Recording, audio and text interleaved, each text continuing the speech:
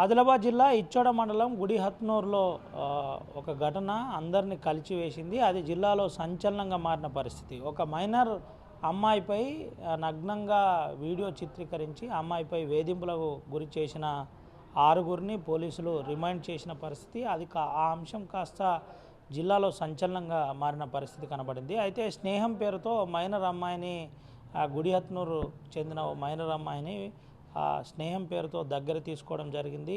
నగ్నంగా video call chatting కాస్త record చేయడం, ఆ రికార్డు కాస్త స్నేహితులకు పంపడం, స్నేహితులు ఆ రికార్డు చేశామని బ్లాక్మెయిల్ చేస్తూ నువ్వు మా దగ్గరికి కూడా రావాలని అమ్మాయిని తరచూ వేధించేవాళ్ళు. ఆ అంశం కాస్త తల్లిదండ్రులకు చెప్పడంతో తల్లిదండ్రులు ఈ అంశాన్ని పోలీసులకు చేరవేశారు. సి టీం సాయంతో ఈ కేసు నమోదైంది. ఫోక్సో కేసు నమోదు చేసి బాలునిపై అదేవిధంగా మరో 6గురిపై కేసు నమోదు చేసిన ఘటన జిల్లాలో సంచలనంగా మారింది. ఫోక్సో కేసు నమోదు చేసి దర్యాప్తు చేస్తున్న పరిస్థితి కనబడుతుంది. ఏఎస్పీ కాజోల్ చెప్పిన ఆధారాల ప్రకారం నిన్నటి మీడియా సమావేశం ప్రకారం ఒకసారి పూర్తిగా చూసినట్టు కనుకైతే కొద్ది రోజుల క్రితం ఒక మైనర్ బాలికను చాటింగ్ పేరుతో స్నేహం ఏర్పడింది. ఆన్లైన్లో స్నేహం కాస్త రోజు చాటింగ్ చేసే దాకా వెళ్ళిందని చెప్పిన పరిస్థితి. అనంతరం